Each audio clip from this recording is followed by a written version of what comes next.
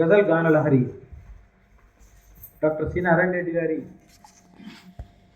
జయంతి వేడుక సందర్భంగా ఏర్పాటు చేసుకున్నటువంటి ఈ కార్యక్రమానికి గౌరవ అతిథిగా విచ్చేసిన ఆచార్య టి గౌరీశంకర్ గారు, పూర్వ రిజిస్ట్రార్ శ్రీ సురవరం ప్రతాపరెడ్డి తెలుగు విశ్వవిద్యాలయం, విశిష్ట అతిథి ఆచార్య బ్రాహ్మణపల్లి జయరాములు గారు, అలాగే శ్రీ సూరారం శంకర్ గారు, ప్రముఖ గజల్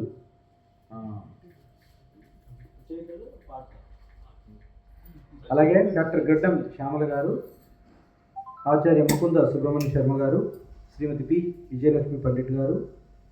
ఈ కార్యక్రమం మొత్తాన్ని నేను ఢిల్లీ కార్యక్రమం ఉండడం వల్ల కొంత బాధ్యతని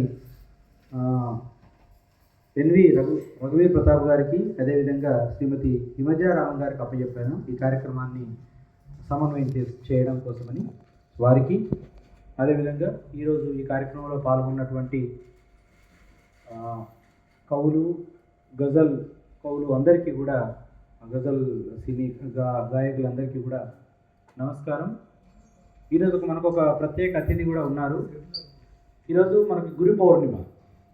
సో గురు పౌర్ణిమ రోజు మా గురువు గారు అయినటువంటి శ్రీమతి సుధీర గారిని కూడా ప్రత్యేకించి వారు ఆహ్వానం పలకడం జరిగింది. వారికి కూడా, మాకు హై స్కూల్ టీచర్ ఇక్కడే ఉంటారు, చాలాసార్లు మాట్లాడుతూ ఉంటాను.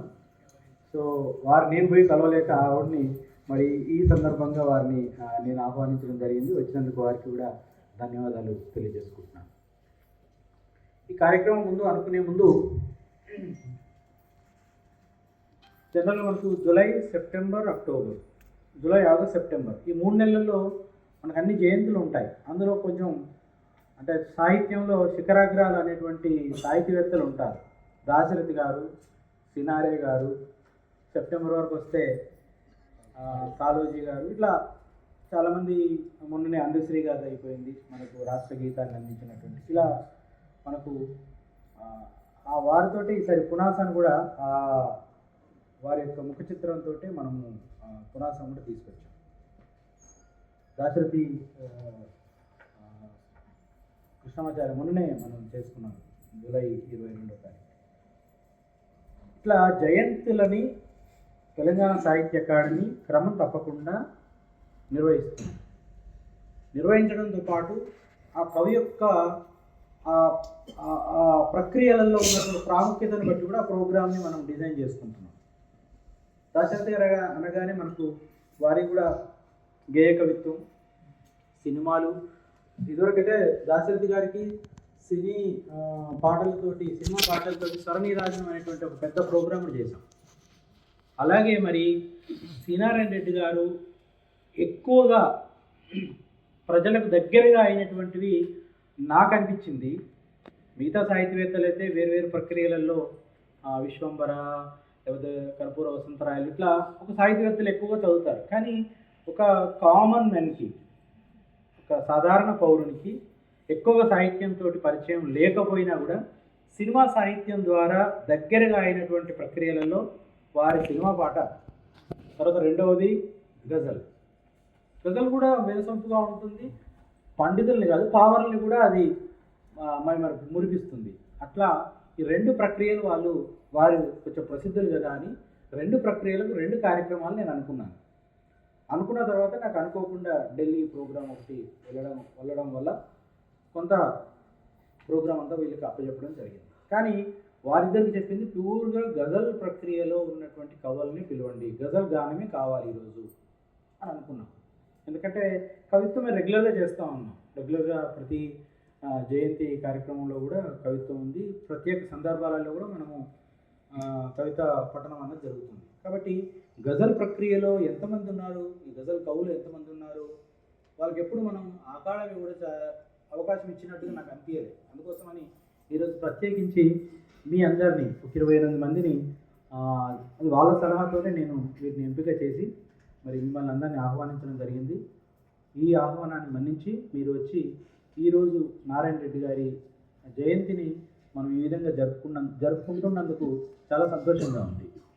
ఇంకో విషయం చెప్పాను ఇందాక, సినిమా పాట అంటే 2 ఒకటేసారి మనం చేయలేం. కాబట్టి సినిమా పాటను ఏ విధంగా నిర్వహిస్తాము, ఆ పాట ప్రక్రియ మీద నారాయణ రెడ్డి గారికి ఏ విధంగా మనము నీరాజనం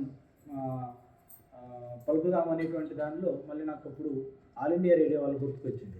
ఇప్పుడే 11 to 12 దానికి సంబంధించినటువంటి సినిమా పాటల యొక్క సాహిత్యం మీద వ్యాఖ్యానం చేస్తూ వారి ముఖ్యమైనటువంటి పాటల్ని వినిపించడానికి, శ్రోతలకు వినిపించడానికి ఆచార్య టి గౌరీశంకర్ గారిని అక్కడ స్టూడియోలో అక్కడ తీసుకెళ్ళి అక్కడ ఇంతసేపు 11 to 12 ఆ కార్యక్రమం చేసుకొని మళ్ళీ ఇక్కడికి వచ్చాం.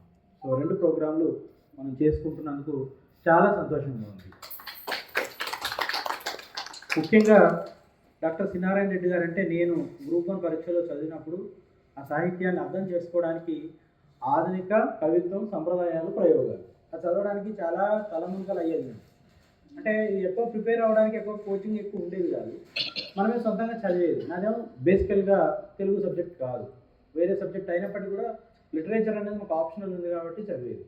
అట్లా కర్పూర వసంతరాయలు, తర్వాత ఈ సాహిత్యం అంతా చదువుతున్నప్పుడు అది అర్థం చేసుకోవడానికి చాలా సమయం పట్టింది.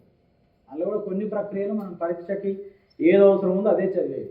కానీ వారి యొక్క పద సంపద కానీ తర్వాత ఆ ప్రయోగాలు కానీ చూస్తే అదొక్క పుస్తకం చాలు ఎంటైర్ సాహిత్యంలో ఉన్న అన్ని ప్రక్రియల గురించి మనకు అవగాహన రావడానికి. అటువంటి గొప్ప సాహిత్యాన్ని మనకు అందించినటువంటి మన సినారే గారి యొక్క మరి ఈ జయంతి కార్యక్రమం ఒక్కరోజు కాదు, ఎప్పుడు వారి పుస్తకం చదివినా మనం దాన్ని చదువుతున్నప్పుడు, దాన్ని కనిపించినప్పుడు, దాన్ని పట్టుకున్నప్పుడు అదే రోజు జయంతి. ఎందుకంటే మనము మళ్ళీ మన సాహిత్యాన్ని సృజించాలంటే ఇటువంటి పెద్దవాళ్ళ యొక్క సాహిత్యాన్ని నిరంతరం చదువుతూ ఉండాలి. అందుకోసమే మొన్న సాహిత్య అకాడమీ నుంచి మన తిరునగరి శరత్చంద్ర కూడా సినిమా పాటల మీద తెలంగాణలో ఉన్నటువంటి సినిమా పాటలు రచయితలు ఎవరున్నారని ఒక పుస్తకం తీసుకొచ్చాం. 96 మంది, అంతేనా? 96 కదా, 95 మంది సినీ తెలంగాణ నుంచి ప్రత్యేకించి, అంటే ఎక్కడి నుంచో ఉన్నారు, తెలంగాణ అస్తిత్వం సాహిత్యంలో ఎంత ఉంది అనేటువంటిది తెలుసుకోవడం కోసమని వారికి ప్రయత్నం చేశారు. ఆ పుస్తకాన్ని కూడా మనం ప్రయత్నం చేశాం. సో అట్లా ఈ సాహితీవేత్తల యొక్క జయంతుల్ని మనము వివిధ రకాలుగా వివిధ కార్యక్రమాలతోటి నిర్వహించడానికి మనము ప్రయత్నం చేస్తున్నాం. మరి ఈ కార్యక్రమానికి ముఖ్య అతిథిగా వచ్చేసినటువంటి ఆచార్య టి గౌరీశంకర్ గారు ప్రసంగిస్తారు.